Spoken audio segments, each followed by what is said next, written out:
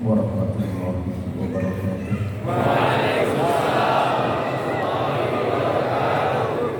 Alhamdulillah, alhamdulillahilladzi fakkara man syaa'a min ibadihi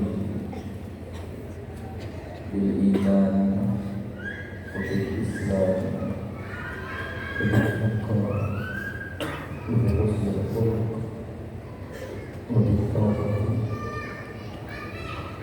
wa bi anwa'il khairat wa sallallahu wa sallamu ala habib rabbil alamin sayyidina Muhammadin amin wa ala alihi al-mutahharin wa ashabihi tayyibin wa tabi'in lahum bi ihsan ila yaumiddin. Allahumma ya rabbana a'inna ala ta'atik, a'inna ya rabbana ala taqwatil iman, a'inna ya rabbana ala dzikrik wa syukri wa husni ibadah. Allahumma ya rabbana a'inna ala taubatik, a'inna ya rabbana ala taubati, a'inna ya rabbana ala taibah ala taubati, urzuqna ya rabbana taubata qabla al-maut wa syahadata 'inda al-maut wal jannata ba'da al-maut. Amma ba'd.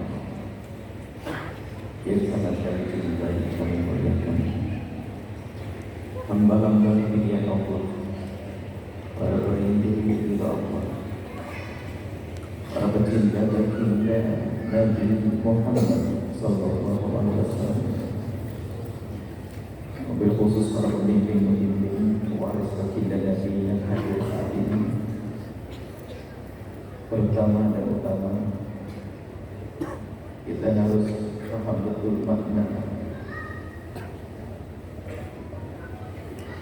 inna akramakum indallahi atqakum. Yang paling mulia di antara kita adalah yang paling bertakwa. Dan Nabi menyebutkan at-taqwa hahuna, takwa adanya di dalam hati. Kalau itu yang ditunjuk oleh Nabi kan dadanya baginda Nabi pasti benar takwa ada di sana. Akan tapi waktu kita mengatakan at-taqwa hahuna, ini pertanyaan, benarkah takwa ada di sini? Kita tidak bisa mengatakan kalau kita ini sudah bertakwa kecuali kita benar-benar berpegang dengan rambu-rambu ketakwaan. Yang paling sederhana adalah orang bertakwa itu tidak pernah dia merasa lebih unggul dibanding orang lain.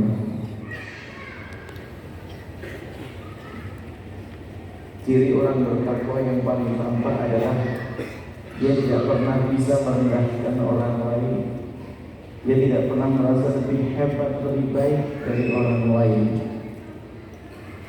Itu saja yang perlu kami hadirkan sebelum kita mulai. Bukan berarti duduk di kursi yang paling tinggi lalu lebih bagus dibanding yang lainnya. Tapi memang kita harus berlomba untuk menjadi yang lebih bagus. Harapannya adalah seperti Allah mengumpulkan kita saat ini, Allah mengumpulkan kita sama-sama, nggak ada yang tertinggal satupun. Bahkan surganya pun nggak ada yang beda, satu pangkat. Surga itu terus bersama Rasulullah SAW, mengokohkan keislaman masyarakat mereka. Tadi diisyaratkan dengan mengokohkan keimanan, dan tadi kami tambah, nanti kami jadikan dua dalam kesempatan ini. Jadi kita pahami dulu makna mengokohkan kembali itu begini. Kalau kita punya rumah, bersama berjalannya waktu rumah itu mulai rapuh, mulai banyak tembok-tembok yang rusak, bahkan mungkin tiang yang mulai rapuh. Maka di saat seperti itu kita perlu pengukuhan. Jadi yang harus kita pahami sebelum kita mengukuhkan, kita harus sadar dong kalau kita ini sudah mulai keropos. Tadi disyaratkan nyekolahkan anak gak pernah mikir, itu kekeroposan. Hanya yang penting sekolahnya keren, ternama, kekeroposan. Jadi kita harus sadar dulu. Kalau mau pergi ke dokter, orang sadar kalau dirinya sakit. Kalau dia tidak sakit, tidak akan mau pergi ke dokter. Nah ini yang paling pertama dan utama. Jadi separuh kita akan bahas tentang kekrokosan akidah. Yang kedua adalah kekrokosan akhlak. Lalu bagaimana kita untuk mengembalikannya? Untuk akidah singkat saja, karena nanti akan dilanjutkan di para guru-guru mulia. Sebelumnya tentang akidah, itu yang terpenting. Tapi kunci saja agar kita tidak keluar daripada wilayah kebenaran, kita harus memahami identitas yang lima. Jadi yang kami anggap di akhir-akhir ini adalah bagaimana semua dari kita harus paham identitas yang lima, dan dia harus merasa bahwasanya dia memiliki identitas yang lima. Setelah itu akan dilanjutkan di kampung masing-masing. Karena di kampung-kampung, masya Allah, belajar akidah tidak ada. Bahkan kita belajar akidah dari kampung-kampung. Identitas yang kelima, sebelum akhlak, ini masalah keimanan. Anda harus menjadi seorang muslim. Kalau ingin selamat, harus dia itu mengambil Islam. Dia harus seorang muslim. Yang pertama. Yang kedua, ternyata tidak cukup orang mengaku dirinya Islam, ada Islam kacau. Kelihatannya Islam tapi belum Islam beneran, bahkan tidak diakui. Sehingga ada kelompok-kelompok seolah dia adalah Islam tapi keluar dari Islam. Dan itu terjadi pada zaman dahulu, zaman para a'immah. Kalau Imam Abu Hasan Al-Asy'ari, imam kita, Imam Ahlussunnah wal Jamaah, bertemu dengan kelompok-kelompok dari Mu'tazilah yang beliau sempat berguru dengan ayah dirinya sampai menjadi alim dalam dunia itu. Kemudian juga ada yang disebut tentang Jabariyah, Qadariyah dan sebagainya, kelompok-kelompok. Maka orang yang selamat itu di samping dia berani atau yakin dia adalah seorang muslim, maka dia harus mengambil identitas yang lainnya. Harus Islam ahli sunnati wal jamaah. Ringkas. Ternyata orang yang ahli sunnah wal jamaah belum benar hari ini. Sebab ada ahli sunnah wal jamaah palsu.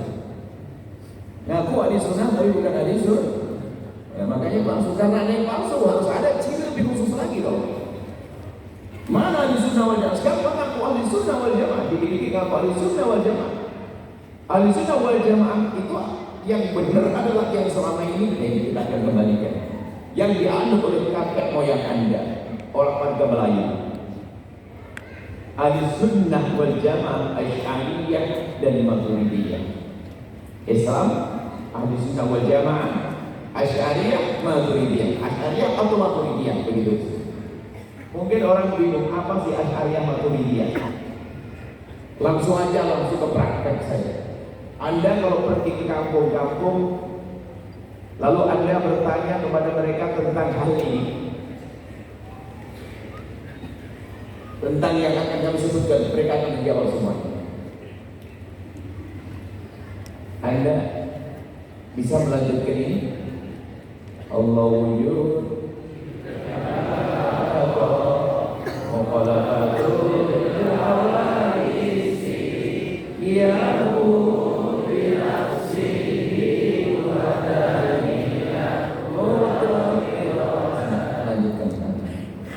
sudah hafal, maka belajar karena sudah dimiliki.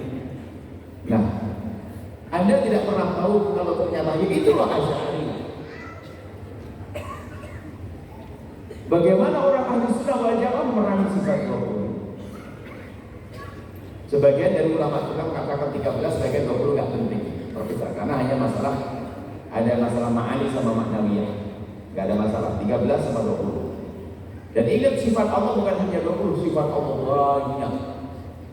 Hanya sifat 20 itu disebutkan oleh para ulama kita karena itu adalah sifat-sifat yang di dalamnya ada orang yang tidak bisa terima dari orang yang mengaku Islam, seperti nanti sifat qudrah, iradah, perdebatan sifat kalam.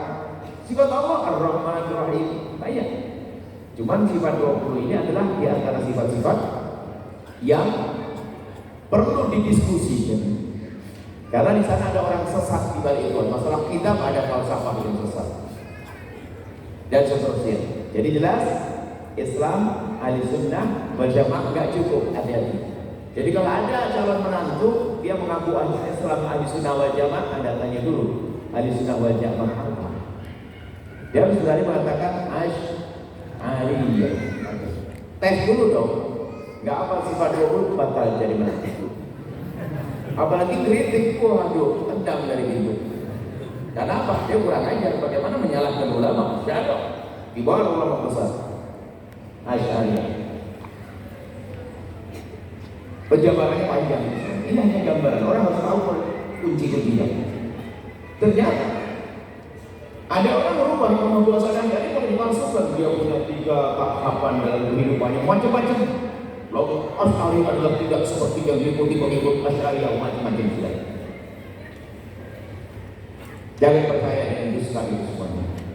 Maka lanjutnya, di samping seorang itu harus berani mengatakan dirinya Asy'ari, dia berani mengatakan akidah bagi kami adalah nomor 1. Jadi kami di mimbar manapun tidak pernah ragu, saya Asy'ari, saya Muslim, ahli Sunni, Asy'ari, setelah itu apa? Sufi. Ikut ahli tasawuf. Gurindam 12 itu juga ada tentang ma'rifat, kenal Allah, kenal dirinya, kenal dunia agar orang tidak tertipu, kenal akhirat, ada orang kejar akhirat. Itu kayak Gurindam 12 itu dihafal oleh masyarakat Melayu dan diamalkan sehari-hari. Di dalamnya ada tasawufan, ada akidah juga, sufi tasawuf. 4 ya. Yang kelima adalah bermadhab. Apakah madhab Syafi'i, Hanafi atau Malikiyah? Makanya kalau calon menantu Anda berkata nggak boleh bermadhab, nggak penting bermadhab, wah jadi batal dari bermadhab itu mengikuti ulama, aslinya kan begitu. Cuma ikut ulama kan gaduh macam-macam ulama yang terbukti dong keilmuannya, dan untuk bukti keilmuannya nggak bisa kita jadi orang bodoh yang membuktikan kealiman seseorang ya jika orang itu dikerumuni oleh orang-orang pintar, baru itu orang pintar beneran. Nah itu loh. Nah kalau kita sampai ngerumuni, coba Imam Syafi'i diikuti siapa? Ngerumuni bukan berarti harus hidup bersamanya. Setelahnya datang orang mendukung, mengikuti, tidak akan diikuti oleh orang-orang pintar kecuali dia adalah orang pintar. Sudah selesai. Mengikuti ulama sebetulnya. Sudah cukup masalah keimanan. Seorang harus hafal Islam, ahli sunnah wal jamaah, Asy'ariyah atau Maturidiyah, tasawuf, bermadhab. Sudah selesai. Kalau tidak 5 batal. Jadi kalau menantunya para bapak-bapak yang sudah punya calon menantu, tes identitas 5. Nggak bisa batal. Kalau perlu ini bisa juga jadi untuk tes masuk sekolah. Nah, karena ini penting banget. Nah itulah kita ingin membalikan Melayu ya ke situ. Kalau sudah mulai meragukan Asy'ariyah, tasawuf adalah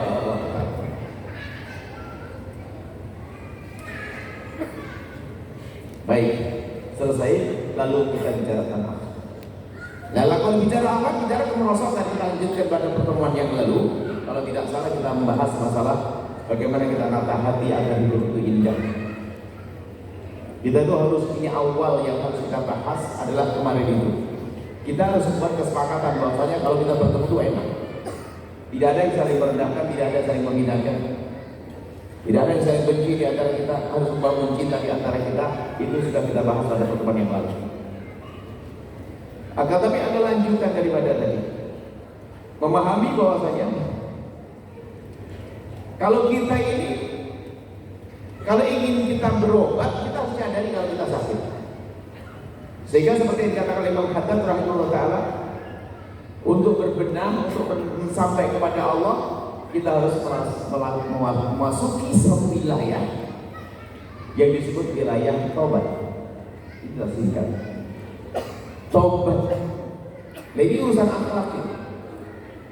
Gak cukup orang ngerti dosa, gak cukup. Orang ngerti dosa tapi tetap saja berdosa. Itu haram tapi orang melakukannya. Nah, di sini malam ini kita akan 10 menit akan membahas tentang bagaimana kita kembali kepada Allah. Yang pertama adalah ingat, wahai hamba Allah, jangan sekali-kali Anda merendahkan orang-orang yang berbuat dosa, dan jangan Anda mencaci mereka. Kembali kepada pelajaran yang lalu, ketahuilah bahwasanya tanda keimananmu bukan merendahkan mereka, akan tapi justru tanda keimanan di dalam hatimu adalah di saat melihat orang bermaksiat, hatimu sedih, hatimu gelisah, bahkan mungkin dibarengi dengan tetesan air mata dan panjatan doa untuk orang yang bermaksiat. Ini kunci. Melihat orang yang bermaksiat. Kalau kita sudah gampang sedih lihat orang bermaksiat, mustahil dia akan melakukan yang serupa. Mustahil. Karena semua orang akan lebih senang kepada mencintai dirinya lebih daripada orang lain. Ya pun Nabi merintahkan, la yu'minu ahadukum hatta yuhibba li akhihi ma yuhibbu li nafsihi. Kalau Anda melihat orang berzina dan Anda menangis yang sesungguhnya, mustahil terjumus. Maka hidupkan hati, jangan menahan. Biarpun mungkin saat ini kita masih melakukan keharaman, tapi biasakan kalau melihat orang bermaksiat kita harus sedih. Kalau ternyata hati kita belum sedih bisa melihat mereka, maka hati-hati, jangan-jangan kita tidak ada imannya. Melihat umat Nabi Muhammad melakukan kemaksiatan, hati belum sedih. Apalagi kalau kita menggunjing dia dan mencaci dia. Mungkin saat seperti ini, kita pulang dari pengajian, kemudian kita melewati alun-alun, terminal, tempat keramaian, kemudian di sana ada wanita-wanita yang diuji oleh Allah dengan kerendahan, menjual diri, lalu melambaikan tangan setiap ada mobil yang berlalu. Kebetulan yang lewat adalah Anda yang tadi di majelis sempat menangis. Masya Allah, saking khusyuknya melihat wanita semacam itu. Apa kira-kira yang ada di hati Anda? Mungkin Anda berkata begini, kasihan banget, astagfirullahaladzim, malu-malu Allah, astagfirullah. Astagfirullahnya merendahkan namanya. Gayanya pakai astagfirullah. Astagfirullah, ya Allah, astagfirullah. Siapa di antara kita dan serius di saat melihat ada orang yang melakukan seperti itu, kemudian tertunduk sejenak, kemudian mengangkat tangan, mengangkat kepalanya, lalu memohon kepada Allah, ya Allah, itu umat kekasihmu Nabi Muhammad yang aku tahu ini orang Melayu rata-rata muslim, ya Allah, aku mohon ampuni dia, berikan kesadaran. Sampai Anda menitikkan air mata. Siapa yang seperti itu? Cuma bisa jadi karena kita sudah merasa hebat, merasa soleh, soleha, merasa ahli surga, mententang kalau jalan kasihan gagal istighfar diem, ya Allah istighfar ada. Inilah langkah untuk buat perubahan. Jadi pastikan di saat kita melihat ketidakbaikan di kanan kita adalah bukan dengan cacian, tapi dengan kesedihan. Kalaupun Anda belum bisa merasa sedih, Anda mengadu kepada Allah agar semakin hari semakin tumbuh kesedihan. Jadi kalau Anda melihat kemaksiatan tetangga Anda melakukan keharaman, mungkin masih ada berkecimpung dalam dunia riba, mungkin ada yang masih minuman keras, mungkin Anda tahu dia tidak sholat Jumat, besok Jumat Anda bisa. Ini pertanyaan serius. Waktu Anda mau sholat Jumat di Jumat yang lalu atau sebelumnya atau sebelum-sebelumnya, Anda melihat tetangga Anda, bapak-bapak yang baik sebelumnya pada Anda sering menjadi sepeda motor, sering ikut Anda sering kasih kue, cuman dia tidak sholat Jumat. Pertanyaannya, apa yang ada di hati Anda saat itu? Kalau Anda cuek bebek, kita kelas bebek, bukan kelas iman. Kalau Anda cuek tidak peduli, propos iman Anda. Kalau Anda merasa bahasanya itu tetangga, kemudian dia tidak sholat Jumat, paling tidak ada rasa sedih di hati. Tidak boleh cuek begitu saja. Wah, naik motor sendiri, Masya Allah. Ya, harus ada greget di dalam hati Anda. Ada keresahan, kesedihan. Kemudian berusaha untuk membawanya. Nah, kemudian karena kita ingin membawa dia dengan cinta, tidak mencaci maki dan kita tidak membawa-nya. Mungkin di esok harinya kita akan duduk dengan dia pura-pura minum kopi bersama. Kemudian minggu depannya sering diajak ngobrol. Kemudian kita mencari rezeki untuk beli baju koko. Kemudian kita hadiahkan ayo Jumatan. Nah, begitu. Itulah pendidikan yang diajarkan Nabi, bukan dengan kesombongan. Dari situlah kita memulai satu. Karena permasalahan kita ini nggak bisa benar itu kenapa? Kita pandai, nggak bisa mengokohkan diri kembali. Kenapa? Kita pandai melihat kejelekan orang, lalu dengan pandangan merendahkan dan tidak pandai melihat kekurangan diri. Kapan kita bisa benar? Kita biasakan pokoknya kalau kita melihat orang lain lalu masuk, biarpun kita misalnya dalam lubang kehinaan, kita masih melakukan dosa yang serupa, tapi ingat ada doakan dia, ya Allah, jauhkan dia dari dosa itu, ya Allah. Baik, membiasakan pandang orang lain dengan pandangan kasih sayang. Lanjutan pelajaran yang lalu. Jangan memandang orang lain dengan pandangan merendahkan. Ingat, itu bukan mata Nabi, mata Rasulullah ada pandangan yang penuh kasih. Biarpun orang itu katanya bejat, orang itu katanya ahli maksiat, bagi Nabi masih memandang mereka dengan pandangan kasih sayang karena urusan mereka dengan Allah yang Maha Kasih. Baik, kemudian sekarang kembali kepada kita. Kalau sudah kita waspada semacam itu, aman. Setiap melihat orang bermaksiat, kita mohon kepada Allah, ya Allah ampuni dia, ya Allah. Pastikan, ya Allah ampuni dia, ya Allah. Dia anak muda di perempatan, anak muda di gardu, kemudian dia mabuk dan sebagainya. Masya Allah, Anda panjatkan doa. Kalau Anda belum bisa nasihatinya, Anda ingat, Anda hadapkan dia di hadapan Allah. Ya Allah, itu tetanggaku, ya Allah, dia minuman keras, dia mabuk, ya Allah, ampuni dia, ya Allah, ampuni dia, ya Allah. Itu tetanggaku tidak sholat, ampuni dia, ya Allah. Biasakan dengan yang demikian itu untuk membersihkan hati Anda. Itulah umat Nabi Muhammad sejati yang disebutkan dalam hadis, la yu'minu ahadukum hatta yuhibba li akhihi fa yuhibbu li nafsihi. Anda merindukan kebaikan untuk saudara Anda karena Anda orang baik. Anda punya iman, sehingga tidak ingin ada umat Nabi Muhammad yang terjerumus. Kemudian setelah itu kembali kepada diri kita sendiri. Nah, ini langkah tobat itu dari ini. Biasanya langkah tobat dari koreksi diri, ini agak repot memang. Akan tapi kita melihat ke orang lain dulu. Pandanglah mereka dengan pandangan kasih sayang, maka itu mudahkan kita untuk berubah. Membiasakan. Jadi jangan biasa mencaci orang, jangan biasa mengolok orang, jangan biasa merendahkan orang. Selesai. Coba Anda buktikan ini, Anda akan menemukan kemudahan untuk kembali kepada Allah. Kemudian setelah itu memang betul kita harus menyadari kesalahan-kesalahan kita. Yang namanya tobat. Tobat itu adalah penyesalan. Yang tidak ada penyesalan tidak akan bertobat. Tapi orang bisa menyesali dosa itu kalau dia sadar.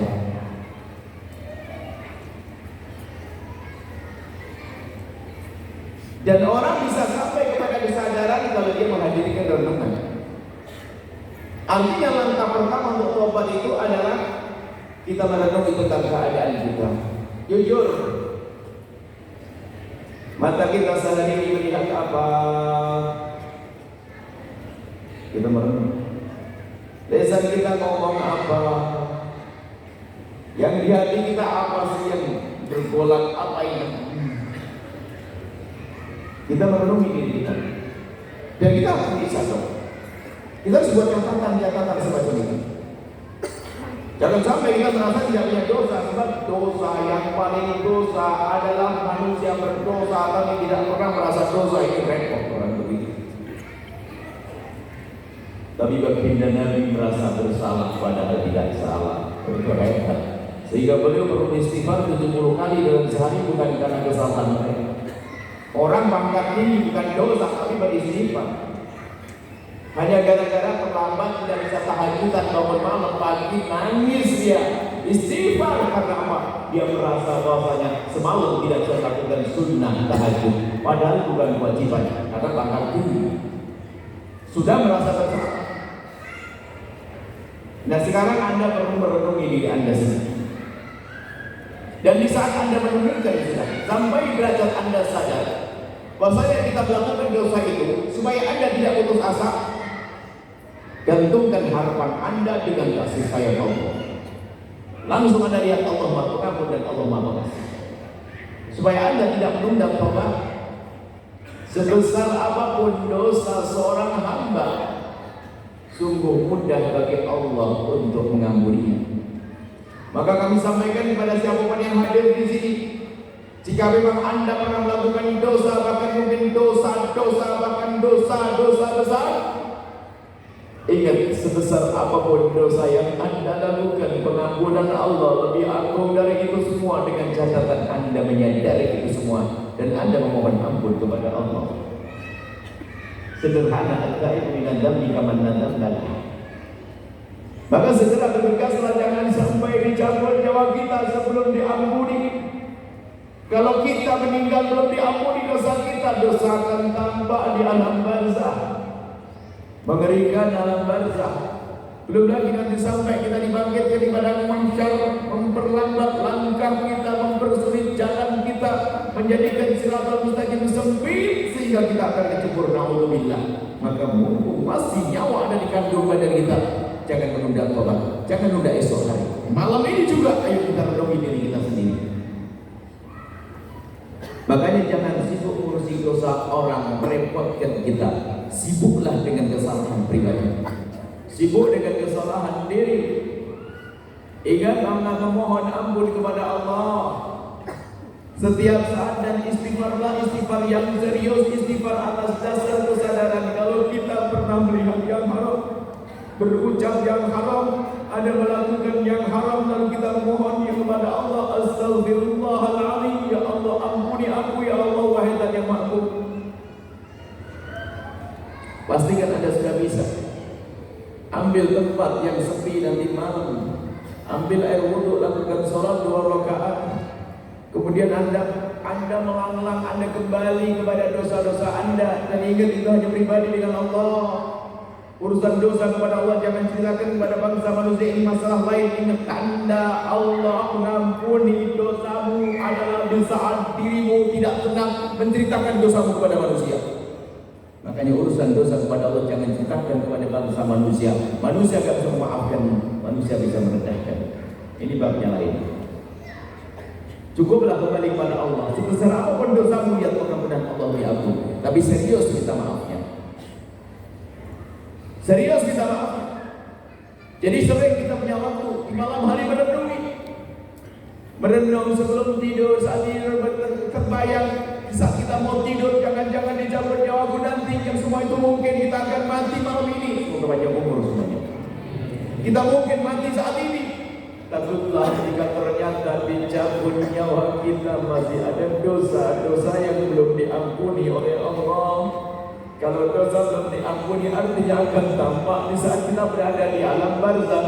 Tapi sebesar apapun dosa seorang hamba, kalau dia serius kita ampun kepada Allah, Allah janji akan mengampuni. Dan Nabi menjelaskan, al-taibu minadz dzambi kaman la dzamba lah. Orang bertobat dari dosa seperti orang tidak punya dosa, masuk alam barzah perang. Jadikan alam barzah perang, jangan dilakukan dengan dosa, dan jangan berkata tidak punya dosa. Untuk bisa kita mohon ampun kepada Allah dibarengi dengan tetesan air mata, keseriusan dalam beristighfar. Ada seorang wali perempuan berkata, Rabi'ah Adawiyah, itu adalah kritik, sindiran yang sangat tajam untuk kita. Bahwasanya ada istighfar kita ini, ada istighfar yang perlu diistighfari. Anda, semoga anak Anda soleh-soleh semuanya. Anggap saja seorang bapak, anaknya melakukan kesalahan, kemudian minta maaf kepada ayahnya, meminta duit dia. Sebelum minta duit, Kalau belum minta maaf, kira-kira diapain sama bapaknya? Ya malah ini. Kalau sudah merasa bersalah, punya hajat dengan bapaknya, ngapain adabnya? Minta maaf dulu kan? Abang mohon maaf. Setelah dimaafkan baru minta. Belum dimaafkan minta maaf dulu. Kurang ajar, salah belum ada, gitu. Atau dia minta maaf. Tadi apa ayahnya di situ dia bilang, ya main maafin saya ya. Kurang ajar, terus nanti minta maaf mukanya kau buang ke sana. Itu dengan manusia saja nggak pantas. Bagaimana kita dengan Allah minta maaf dan tidak menghadap kepada Allah? Apa tidak perlu diistighfari lagi itu istighfar? Pastikan ada sesaat saja Anda menghadap kepada Allah. Astaghfirullahaladzim, yang itu ya Allah. Astaghfirullahaladzim, yang itu ya Allah. Anda sebut dosa-dosa Anda di hadapan Allah. Sayyidina Umar mengingatkan berusaha untuk menangis yang istimewa adalah di saat untuk sembunyi. Orang bukan dilarang menangis depan manusia, tapi kita hilang. Bisa saja menangis depan manusia, menangis buatan. Ada orang gampang cengeng kan bisa, tapi bukan dilarang. Akan tapi tanda keseriusan kamu, ketulusanmu dalam menitikan air mata adalah di saat di kamar yang sepi. Bahkan seorang istri menangis, suaminya pun tidak tahu. Suami menangis, istri tidak tahu. Tapi serius itu tangis yang menjadikan sebab mata tidak akan diseksa. Semua mata itu nangis nanti di akhirat karena banyak dosanya. Kecuali mata yang waktu di dunia pernah mencucur karena merasa bersalah dan berdosa kemudian memohon ampun. Maka Sayyidina Umar mengingatkan menangislah kalau bisa kamu mohon ampun. Kalau nggak bisa menangis bagaimana? Ya berusaha dong menangis. Berusaha menangis sambil mengingat dosa saat sendiri ya, bukan depan orang mah gampang tangganya aja sudah menangis keluar dia. Bukan itu. Katanya jika engkau belum bisa menangis maka berusahalah terus untuk menangis. Jika belum bisa menangis berusahalah terus untuk menangis. Belum bisa menangis berusaha terus untuk menangis. Kalau belum bisa menangis, menangislah engkau karena engkau telah tidak bisa menangis karena sungguh keras hati. Ini perlu kita mencoba di saat sendiri. Semua kita ini berdosa dengan hamba Allah. Yang berbicara banyak dosa hanya Anda jarang kumpul dengan saya, maka Anda tidak tahu saja. Kita semua punya dosa. Ini nasihat bukan untuk Anda saja, saya juga perlu nasihat. Dan sebetulnya kalau kami ngomong begini sudah untuk kami. Sebab kalau saya ceramah sendiri baca cermin juga gak enak. Makanya saya ngomongin orang, maksudnya saya ngomongin diri sendiri, bukan dari saya sudah gak ada dosa. Banyak salah saya, banyak dosa saya. Maka hanya banyak ini sekaligus kita minta mohon didoakan agar Allah ampuni. Ingat dosa. Kemudian Anda Allah mengampuni dosa Anda. Dosa itu gini, ada dosa kepada manusia. Ini akan kita bahas nanti dalam silsilah selanjutnya. Ada ibunda, ada ayah anda, ada saudara, ada kakak, ada adik, ada ponakan, ada anak. Nanti dosa kepada Allah. Ingat, kalau dosa kepada Allah, urusan pribadimu dengan Allah, maka cukuplah mengadu kepada Allah. Na'udzubillah. Contoh, semoga Allah menjaga kehormatan anak-anak kita dan kita. Orang kepleset dalam zina dan khususnya zina. Sengaja kami hadirkan contoh zina. Kenapa? Sebab terjerumus dalam zina hari ini sangat luar biasa. Handphone ada gambar yang bermacam-macam, laptop ada gambar macam-macam. Na'udzubillah. Begitu mudahnya hari ini bangkit syahwat, zina. Bahkan begitu rendahnya, begitu hinanya orang-orang itu. Ternyata ada orang melakukan zina kepada orang yang nggak kebayang bagi orang yang punya iman. Dan bukan saja punya iman, punya tabiat, punya sifat yang masih sehat. Ada zina yang menzinai anaknya, ada saudara menzinai saudara, ada ibu zina dengan anaknya, gila semuanya kehidupan itu. Padahal kalau dalam Islam namanya mahram itu mustahil syahwat. Kakak dengan adik mustahil. Oh itu adikku kok. Gak mungkin, makanya boleh berdoa kakak adik karena itu mahram. Ibu dengan anak, tapi ada seorang anak gadis mengadu. ayahku mendatangiku di tengah malam itu ayah gila. Permasalahan adalah karena ayah yang matanya terlalu melihat tontonan yang tidak benar sehingga syahwatnya bangkit sewaktu-waktu. Mukanya manusia, otaknya iblis. Makanya hati-hati dengan tontonan hari ini, wahai hamba Allah. Jangan percaya dengan fatwa picisan Ustaz picisan itu yang mengatakan bahwasanya nonton film porno suami istri boleh. Hati-hati. Setelah suaminya nggak ada dia nonton sendiri, lalu ngapain dia setelah itu? Kemudian setelah itu akan melihat yang di pasangannya tidak seperti aku lihat di film. Aku lihat setting yang ada di film. Apa yang menjadi indah rumah tangganya. Maka hati-hati, jangan berani-berani nonton yang seperti itu. Jangan remehin yang rusak mentalmu sehingga pasanganmu nggak ada istimewanya di hadapanmu. Sehingga seorang mungkin akan hubungan suami istri harus nonton film apa. Sehingga harus kita suarakan ini. Karena ada fatwa bicisan-bicisan kata untuk suami istri. Astagfirullah, innalillah. Mestinya seorang laki-laki akan kecewa kalau ternyata istrinya bangkit sahabat bukan karena dia, karena yang ditonton. Jangan dianggap sepele ini. Itu membahayakan sekali, mental akan rusak. Sehingga yang ada di angan, sehingga yang dicari adalah angan-angan. Dari melihat film bermacam-macam angan-angan sampai seorang anak dia ibunya sahabat sampai mengintip ibundanya. Ini kejadian. Gara-gara sering tontonan, lihat kakaknya seorang ibu, naudzubillah. Gara-gara masya Allah. Sengaja kami hadirkan. Lalu terjadilah zina. Akan tapi siapapun dia, siapapun anda yang mendengar suara ini, siapapun yang pernah terpleset dalam hina dan busuknya zina, ketahuilah itu kehinaan, segera tobatlah dan tobatlah. Dan tidak cukup anda istighfar lalu menyesali, tanda penyesalanmu anda akan meninggalkan sebab-sebab anda terjerumus. Tinggalkan sebab anda terjerumus tontonan-tontonan tadi. Katanya tobat tapi masih sering lihat gambar-gambar. Tobat model apa itu? Ya Allah. Pendidikan dalam Al-Quran agar semakin indah rumah tangga dan agar semakin tenang batin. Ala kullil mu'minina yaghuddu min absarihim. Katakan kepada kaum pria itu agar menutup orang beriman dari kaum pria itu, katakan ke mereka agar menutup matanya. Kullil mu'minina yaghuddu min absarihim wa kullil mu'minati yaghuddna min absarihim. Katakan kepada para wanita agar menjaga matanya. Apa buahnya? Hati tenang. Yang punya pasangan semakin indah pasangannya. Karena apa? Matanya terjaga. Ikuti pendidikan dari Allah dan Rasulnya akan menjadi indah hidup kita. Permasalahan kita seorang muslim propos tadi pengokohan kembali, tapi tidak berpegang dengan agama. Cara hidup orang yang tidak kenal agama, matanya diumbar dengan tontonan-tontonan semacam ini. Takutlah kepada Allah, hai hamba Allah. Jangan kalau sudah terjerumus dalam kehinaan baru menyesal. Sudah tahu itu lubang, kenapa masuk lubang?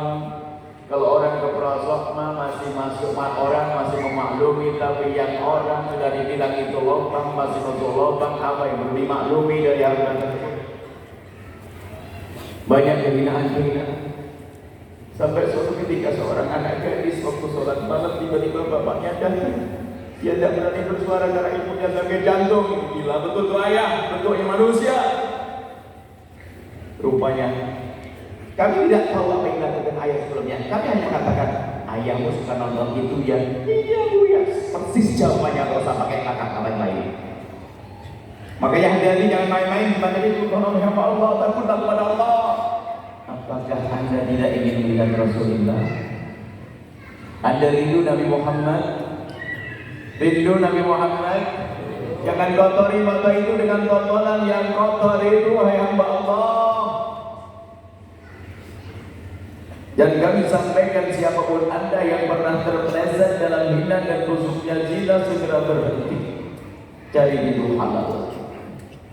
Jika punya halal akan tapi kok ternyata semangatnya berkurang, semakin dijaga kamu nanti akan kembali tumbuh itu semangat. Asalkan mata dia. Kuncinya di sini.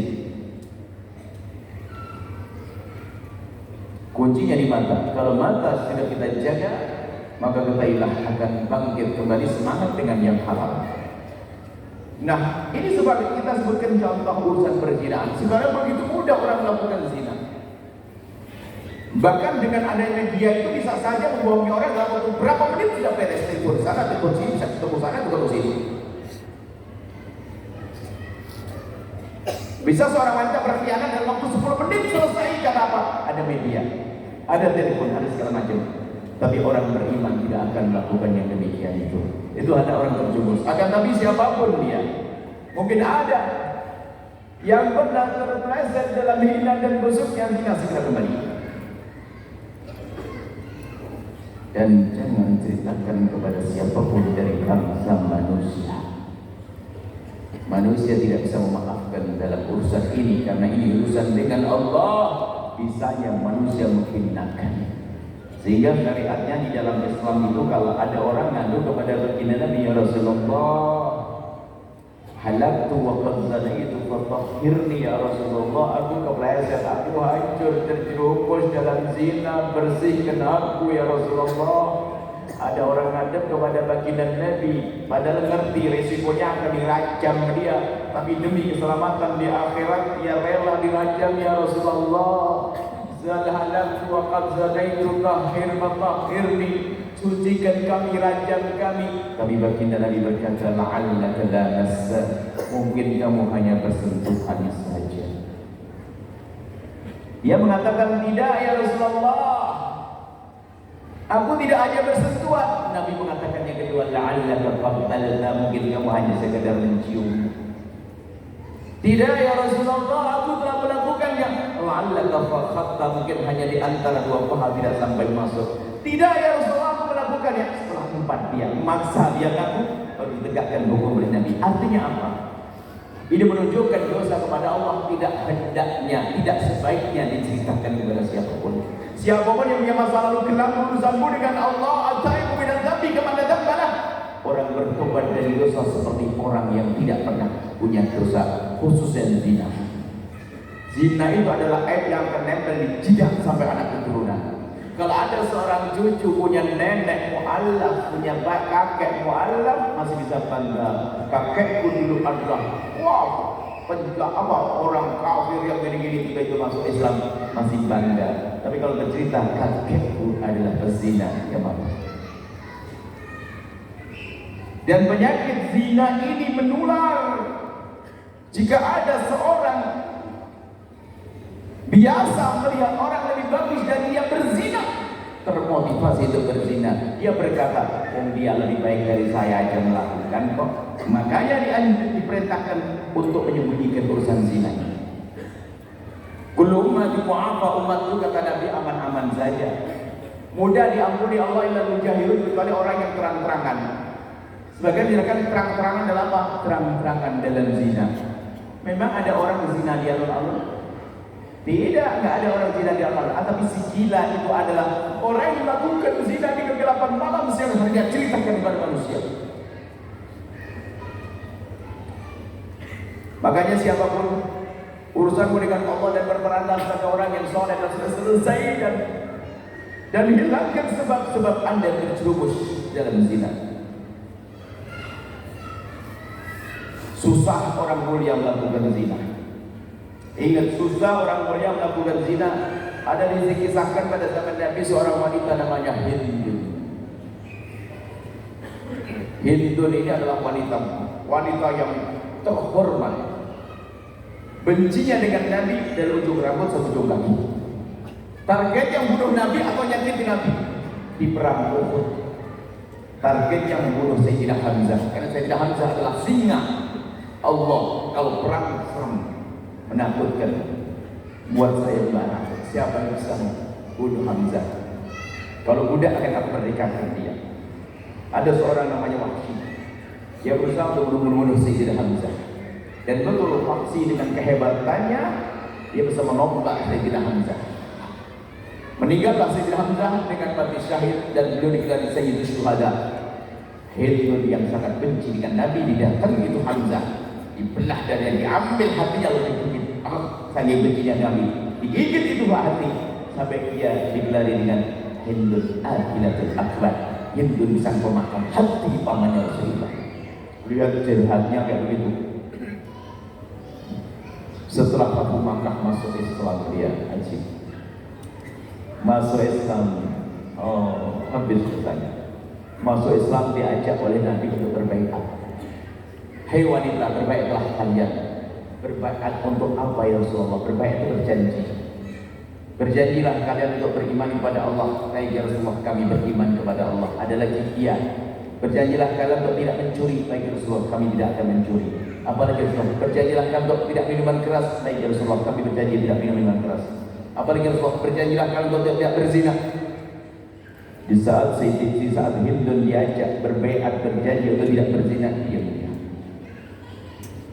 tidak mengatakan iya, tapi berkata, ya Rasulullah, apakah kebayang orang seperti saya melakukan zina? Sampai apa harus berbaiat? Padahal benar di luar Islam pun gak bisa dilakukan oleh orang mulia. Sebelum Hindun masuk Islam gak kenal zina, padahal dia mau zina. Karena zina adalah rendah. Jangan mendekati zina. Takutlah kepada Allah yang pernah terpeleset dalam zina. Segera kembali kepada Allah. Takutlah pada Allah, berampun dia. Sayyidina Tirmidzi berkata, al-tazdil hurratu, apakah zina orang merdeka seperti aku ini? Allah. Padahal dia orang kafir yang paling jahat. Kalau itu ternyata nggak pernah kenal zina juga pun bisa dalam keadaan kafir. Karena zina hanya dilakukan orang rendah, jadi budak hawa nafsunya. Tapi bagaimana orang yang terlanjur terpeleset tadi? Allah Maha Pengampun, kembalilah kepada Allah. Dan ingat segera, jangan menunda. Dan jangan ceritakan kepada siapapun dari bangsa manusia. Seorang anak gadis, namanya hidup, mungkin telah terpeleset dan tidak cukup untuk dengan Allah. Jangan menjadi bodoh. Suatu ketika ada seorang, ini kisah nyata. Seorang anak gadis dinikahi oleh seorang laki-laki. 6 bulan bahagianya luar biasa. Karena merasa bahagia banget, sang anak perempuan ini merasa tersanjung, senang banget, sangat bahagia. Tiba-tiba ngomong kepada suaminya, ngomong begini, abang baik banget dengan saya, tapi saya ini gak pantas untuk abang. Enggak, kamu baik kok saya. Memang solehah dia, rajin sholat dan sebagainya. Abang, tapi abang bisa terima saya kan? Bukan enggak kamu istriku, terima dong, kenapa? Abang bener terima saya apa ada? Iya dong saya, kamu kan istriku. Kamu baik, kamu sholatnya banyak, kamu baik, wanita solehah bener dia.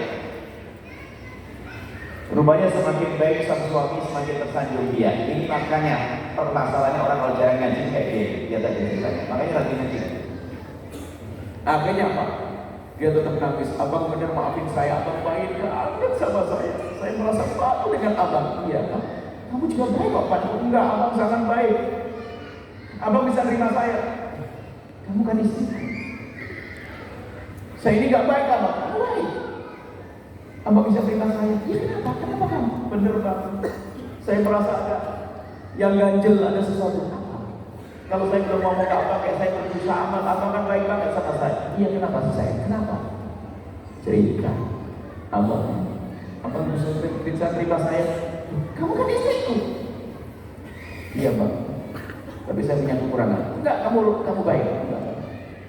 Apa sih Pak? Kenapa sih? Kamu kenapa? Mulailah dia bercerita. Abang sambil menangis dia. Dulu waktu aku SMA kelas 10, aku punya kawan dekat abang. Itu yang mengganjal di hati saya melihat abang yang baik. Saya ingat itu. Apa sih? Aku punya kawan dekat. Terus? Dan akhirnya suatu ketika aku kepleset. Apa? Kepleset. Karena dia tidak pernah menduga sang suami itu mikir, kepleset apa? Aku melakukan apa? Melakukan hubungan. Jadi sambil berpikir. Seperti sambil berpikir. Kaget sang suami. Benar. Iya Pak. Abang bisa dimasak, maafin ya. Belum itu istri. Setelah dipeluk suami nangis kemudian dilepas istri. Lalu berkata sang suami, engkau aku cerai sekarang. Pantas dicerai karena dia bodoh. Kenapa dia bercerita? Urusan dengan Allah tutup, siapapun hamba Allah. Ini ilmu yang harus diajarkan. Karena kalau sudah zina diketahui oleh anak muda zina, karena kalau ibunya berzina, maka tutup hamba Allah. Yang belum berzina jangan main-main, itu kehinaan. Yang pernah kepleset dalam zina, tutup. Jangan jadi orang bodoh. Dia dibuang oleh sang suaminya karena suaminya tidak menduga. Untuk memaafkan nggak bisa, mungkin karena mencintainya nggak bisa. Berat karena kebodohan seorang perempuan yang jarang ngaji. Makanya di antara tugas para ustadz adalah bagaimana dia membantu orang yang terpleset dalam zina, mengajari agar dia bisa menutup aibnya. Maka di antaranya nanti akan kami lanjutkan bahwa urusan zina sengaja kami khusus ketimbang ini penting banget hari ini. Di sebuah laboratorium yang saya kenal, laboratorium, dalam sebulan itu 3-4 ada ibu-ibu menangis karena anaknya yang baru 6 SD. Suatu ketika dalam 1 bulan, cerita 1 bulan ada 3 ibunya anaknya kelas SD, sakit-sakit dipikir sakit mah, sakit ini, ternyata di perutnya ada isinya. Bayangkan. Ayo. Dan memang tidak semua orang ini kebetulan saja, kebetulan atau Allah, semoga itu kebetulan saja, yang lain kita jangan. Sedih saya dengar itu. Begitu mudahnya, tidak anak kecil dipegangi handphone, lagi ini dan sebagainya. Kemudian lebih dari itu, hamba Allah, jangan berani membicarakan tentang perzinahan seseorang. Mungkin ada orang curhat kepada Anda, terlanjur curhat, termasuk Ustaz. Kalau ada wanita atau laki-laki curhat ke saya, istri saya tidak boleh tahu, saya cerita saya memilih. Kalau saya cerita saya sangat gonjeng. Cuman kalau memang bisa stop ya. Jangan ceritakan saya, urusan dengan Allah saja. Itu berat, kalau saya terlanjur tahu pusing saya. Saya mending nggak usah tahu lah kisah-kisah begitu. Cuma kadang seorang wanita nggak mampu, ya saya nggak bisa, saya harus cerita apa sih? Cerita, setelah terlanjur cerita saya sumpah demi Allah, saya tidak akan cerita ke siapapun kecuali sudah pemuda buya yang sudah terlanjur. Awas, jangan bodoh, tobat terus, tobat. Ini ilmu. Karena kalau zina di kampung, coba dulu mungkin beberapa tahun yang lalu, kalau ada orang berzina di kampung kita kan heboh. Sekarang sudah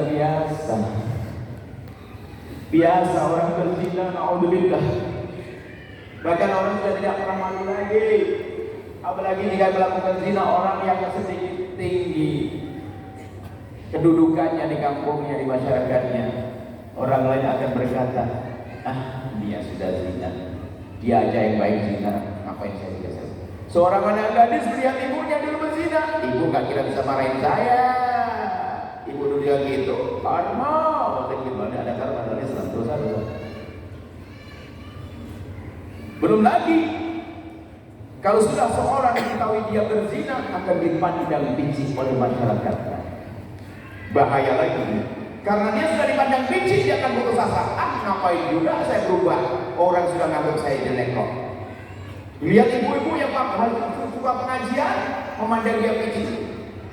Memang saya bilang, ngapain tunggu suamimu tak rusak nanti. Oh, jahatnya semakin banyak. Makanya perzinahan harus ditutup oleh hamba Allah. Ini sebuah contoh saja seandainya zina. Hari ini saya ngeri. Bapak-bapak, ibu-ibu mungkin hidupnya lebih aman. Saya pernah buka konsultasi. Cuman gara-gara itu saya semakin cepat tua. Saya kan sebetulnya saya masih muda. Cuman waktu saya buka konsultasi, problem semuanya. Allah, stres saya. Aduh, saya tutup biar awet muda. Innalillahi sehat. Saya tidak kuat melihat ini. Innalillahi sedih. Takutlah kepada Allah yang Allah. Kemudian jangan diceritakan kejelekan siapapun. ngomongin zina. Termasuk nanti kalau kita buka masalah riba dan sebagainya, intinya sama itu semuanya. Kuncinya itu semuanya.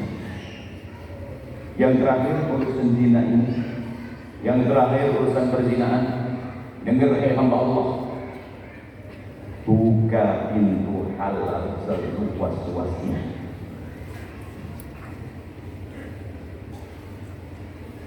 Seorang anak melihat ibunya janda. Hei anak, dengar, jangan pandang ibumu selamanya sebagai ibu, tapi pandang dia sebagai seorang wanita yang punya kebutuhan khusus yang kamu tidak bisa memenuhinya. Dengar wahai anak. Dan hei para ibu, wahai para bapak, jangan pandang anakmu selamanya anak, tapi pandang dia adalah seorang wanita atau pria yang punya hajat pribadi, yang tidak bisa diwakilkan kepada siapapun kecuali dengan pernikahan. Ada orang tua mempersulit urusan pernikahan anaknya, sementara anaknya sudah hajat yang mendesak. Hati-hati, hari ini beda bu. Kalau ibu seumur dengan saya, atau ibu para bapak, kalau umur zaman kita masih zaman kita kanak-kanak umur 14-15 zaman kita, no problem hidup, aman. Televisi belum ada, yang punya hanya Pak Lurah, televisi hanya TVRI. Masih ingat yang seumur dengan saya? Masih ingat ibu-ibu yang seumur dengan kami TVRI? Itu pun saya tidak punya, yang punya hanya Pak Lurah. Kalau pengen berwarna kasih kaca warna merah, warna kayak pelangi-pelangi gitu. Yang senyum semuanya sudah tua. Ayo, nggak ada tontonan macam-macam, paling kelompok Jafir, pria jenaka. Yang paling tidak elok adalah album minggu, betul? Oh tua. Hari malam akad yang namanya film akhir pekan, itu hanya segera kita hanya dalam televisi. Film akhir pekan, album minggu, gitu ya. Selainnya itu Pak. Melihat semoga Allah mengampuni Pak Harto mancing. Itu ada dosa itu, senang kita pidato presiden sana kemari. Ya, tapi hari ini masya Allah, ya Allah, tolong buka pintu halal. Dan ada beberapa tip, ada wanita mungkin kenapa dia sulit menikah.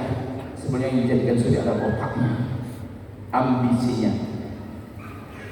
Ambisinya harus begini-begini, sementara halal sudah dikirim oleh Allah. Kalau orang mendahulukan yang halal, akan begitu mudah terbuka untuknya. Sedih. Cuman hari ini katanya ada yang gembira banget kalau jomblo-jomblo di sana. Hati-hati awal saya nanti ya. Ini kayaknya jomblo-jomblo nengok apa pun dengar nih, ayah pun dengar nih ya. Tidak betul ini hakikat. Saya cerita ini serius. Bermudah urusan pernikahan. Allah. Sulit. Ada seorang ibu. Saya betul sedikit. Makanya saya itu sudah banyak umpanya karena kisah-kisah. Seorang ibu berkata, Bu ya, saya waktu ini suami saya meninggal dunia. Anak saya kecil, 2 tahun, 3 tahun, 2 tahun, 4 tahun, 7 tahun berapa. Sehingga setiap hari saya sibuk urus anak sekolah, ini kerja.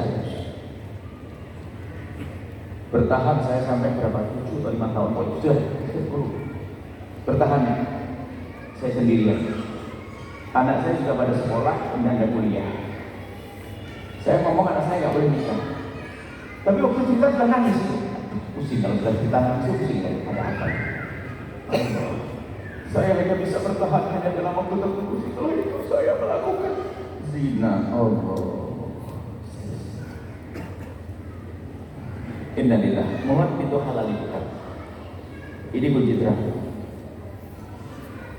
Semoga Allah mengampuni semua. Karena rusaknya negeri kita ini gara-gara model-model begitu. Kalau ini mau mengokohkan, Melayu punya budaya rasa malu. Tapi kalau sudah rasa malu hilang, kehinaan yang sudah dilakukan. Ini saja mungkin kami sampaikan. Yang sudah mungkin menikah setelah menikah, jangan nikah dengan ambisi, nikah dengan cinta, dengan niat baik karena Allah.